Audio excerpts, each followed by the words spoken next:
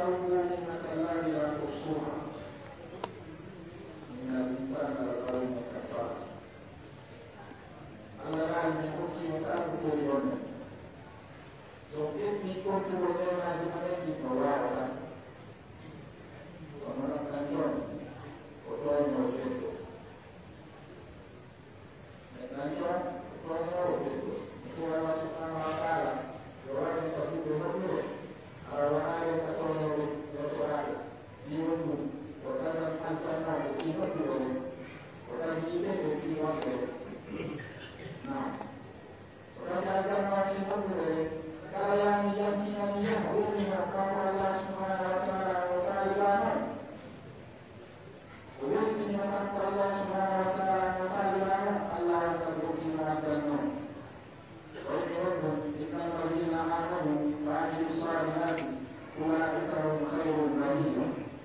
Jazaohum 'inda rabbihim jannatu 'adnin tajri min tahtiha al-anhar khalidina fiha abada. Radhiyallahu anhum wa radu anhu. Dzalika liman khashiya rabbah. Sallallahu alaihi wasallam. Allah Rabbani. Tapi jika berkumpul di sana, berkumpul di rumah, berkumpul di rumah, kita boleh berkumpul. Berkumpul. Bukti dalam lima keadaan ayam ini boleh makro yang dicari boleh makro. Kalau ada yang dicari boleh makro itu ada problem lah. Kalau makro boleh kita ada kan kalau makro boleh itu. Kalau Allah boleh itu. Kalau kita boleh itu Allah. Allah yang boleh dalam hati. Adalah beliau dari Allah, dalam Allah. Orang ini hidup di luar dari dunia. Dan luar Allah, luar dunia Allah, kalau dunia itu. Luar makan Allah dunia, itu luar hidup di makomika Allah. Allah itu luar Allah itu. Amalan waktu kan, karena itu tidak terjadi. Innallaha yaqulu min al-kitab wal musyrikin fi nar jahannam khalidin fiha. Ulaika hum syarrul bariyah. Dan ini lu mulai kata itu.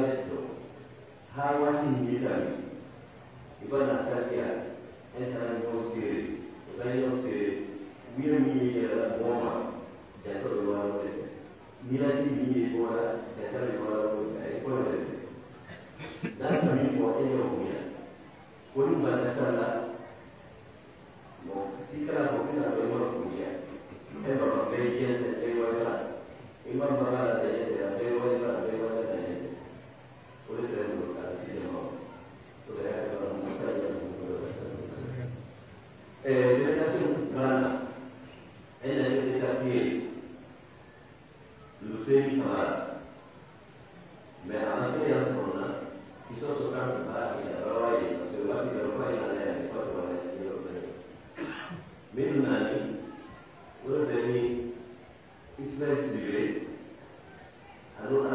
be wala na ni ka mo ka no dol fa ya ko ni na na mo se se ke bul ko ka wala sen ina ko se fa ya ma mo biya alhamdulillah rabbil alamin anta na ramena ay salama wa jama'a ya sallallahu alaihi wasallam Orang yang ke boleh juga hubungan dengan orang yang pulang, yang apa pilihannya? Sinahin hari dokter Sarwa Kega, orang yang orang kurang dari nama jamaah, orang hari ini kodok juga, orang yang tersenang hari itu orang ini Alhamdulillah tak hari jamaah dia, bahar dua yang dua hari, hari wala orang ini pun kerja ini buat tiga orang itu ini jadi sekarang orang lain. Hari jual itu kiri dia untuk mengatur nakom, memilih bagai di mana goda bagai. Kalau kamu tiada itu mudah, mana kerja itu sudah, kalau kerja itu kalau mereka itu pada orang jemaah, orang orang itu bagai. Jadi bagai macam orang yang bagai. Di anda itu orang. Atau orang bapa itu nama itu orang itu. Pasal di goda yang dan dia orang yang sabu bil dan terus. Macam Assalamualaikum warahmatullahi wabarakatuh. Gerem itu.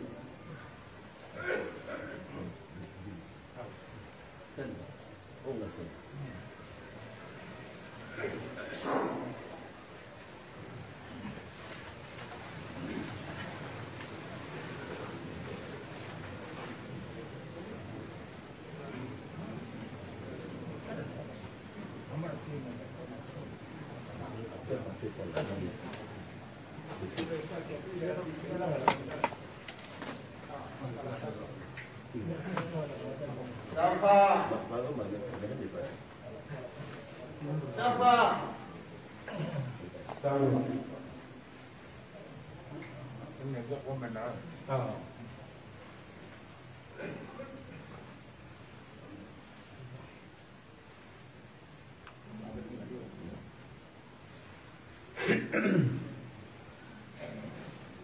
Allahu Akbar.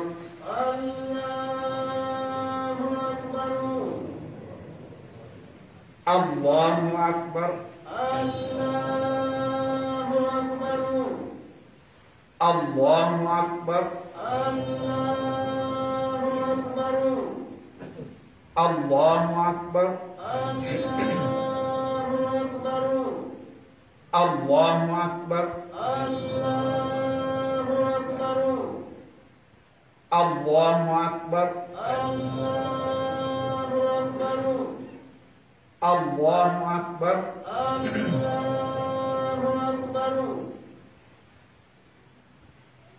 Alhamdulillahi Rabbil Alamin.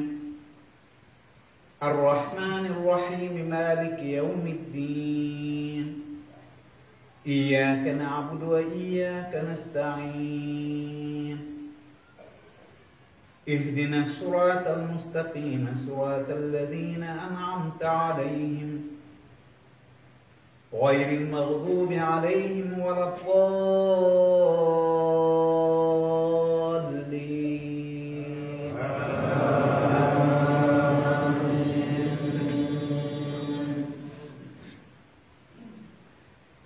سبح اسم ربك الأعلى الذي خلق فسوى والذي قدر فهدى والذي أخرج المرعى فجعله غثاء أحوى سنقرئك فلا تنسى إلا ما شاء الله إنه يعلم الجهر وما يخفى ونيسرك لليسرى فذكر إن نفعت الذكرى سيذكر من يخشى ويتجنبها الأشقى الذي يصلى النار الكبرى ثم لا يموت فيها ولا يحيا قد أفلح من تزكى وذكر اسم ربه فصلى بل توثرون الحياة الدنيا والآخرة خير وأبقى إن هذا لفي الصحف الأولى صحف إبراهيم وموسى. Allahu Akbar. Allahu Akbar. سمع الله لمن حمده. ربنا ولك الحمد. الله أكبر.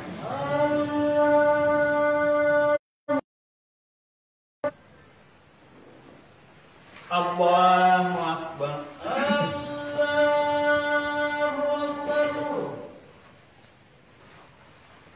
الله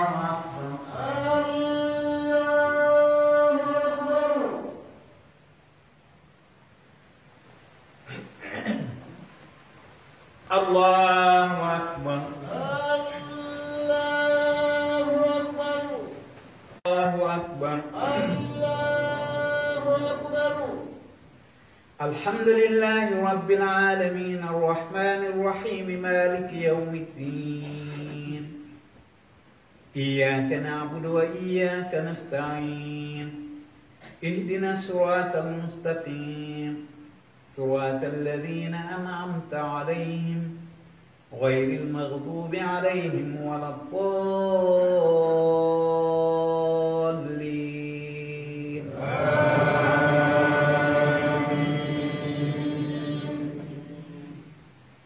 والشمس وضحاها والقمر إذا تلاها والنهار إذا جلاها والليل إذا يغشاها والنهار إذا تجلاها ونفس وما سواها فألهمها فجورها وتقواها قد أفلح من زكاها وقد خاب من دساها كذبت ثمود بطغواها إذ انبعث أشقاها فقال لهم رسول الله ناقة الله وسقياها فكذبوه فعقروها فدمدم عليهم ربهم بذنبهم فسواها ولا يخاف عقباها. الله أكبر. الله أكبر. سمع الله لمن حمده. ربنا ولك الحمد.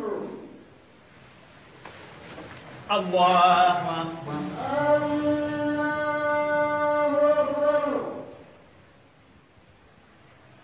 الله أكبر.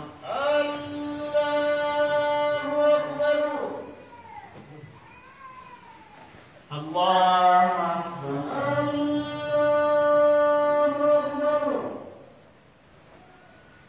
الله أكبر.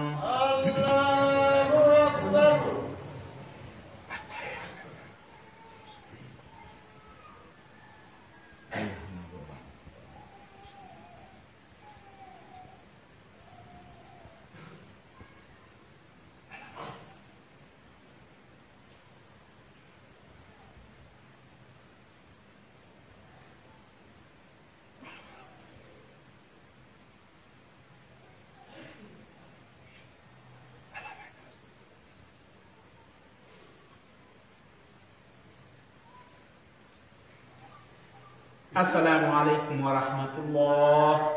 Assalamualaikum warahmatullah.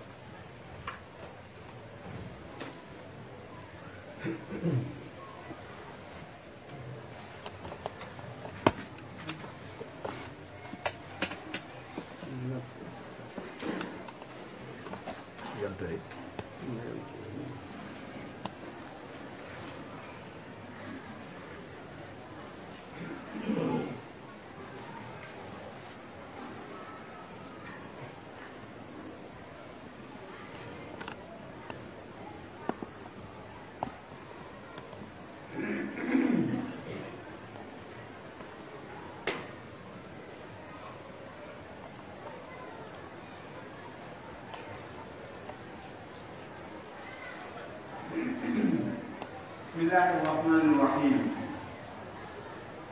الحمد لله رب العالمين، نحمده ونستعينه ونستغفره ونستهديه ونتوب إليه، ونعوذ به من شرور أنفسنا وسيئات أعمالنا، من يهد الله فهو المهتدي ومن يضلل فلا هادي له. أيها الناس، اتقوا الله سبحانه وتعالى حق تقاته، ولا تموتن إلا وأنتم مسلمون. يا أيها الذين آمنوا اتقوا الله وكونوا مع الصادقين. يا أيها الذين آمنوا اتقوا الله ولتنظر نفس ما قدمت لغد واتقوا الله إن الله خبير بما تعملون. أما بعد، فإن أصدق الحديث كتاب الله، وخير الهدي هدي محمد، وشر الأمور محدثاتها، وإن كل محدثة بدعة، وكل بدعة ضلالة، وكل ضلالة في النار. نعوذ بالله من النار وما يقرب إليها من قول وعمل، ونسأل الله سبحانه وتعالى جنته وما يقرب إليها من قول وعمل. الله أكبر الله أكبر الله أكبر الله أكبر الله أكبر الله أكبر الله أكبر الله أكبر الله أكبر الله أكبر الله أكبر الله أكبر الله أكبر لا إله إلا الله الله أكبر الله أكبر ولله الحمد. عباد الله، إن يومكم هذا يوم عيد الأضحى المبارك، وهو يوم الحج الأكبر ويوم النحر، وهذه الأداة سنة أبيكم إبراهيم ونبيكم محمد عليه الصلاة والسلام، وأنها لسنة مؤكدة يكره لمن قدر عليها تركها، وتركها أفضل من التصدق بثمنها لما فيها من إحياء السنة والأجر العظيم ومحبة الله تعالى لها. فتحكوا أيها المسلمون عن أنفسكم وأهليكم متقربين إلى ربكم ومتبعين لسنة نبيكم، حيث تحكى رسول الله صلى الله عليه وسلم عن نفسه وأهله ومن لم يجد الهدي من أمته. والساعة تجزي عن الواحد، والبدنة والبقرة تجزي عن 7، ولا يزيد على هذا العدد. ومن أراد أن يضحي فلا يأخذ من شعره وذكره شيء وبصرته شيء من دخول العصر حتى يضحي، ولا يضحي حتى يصلي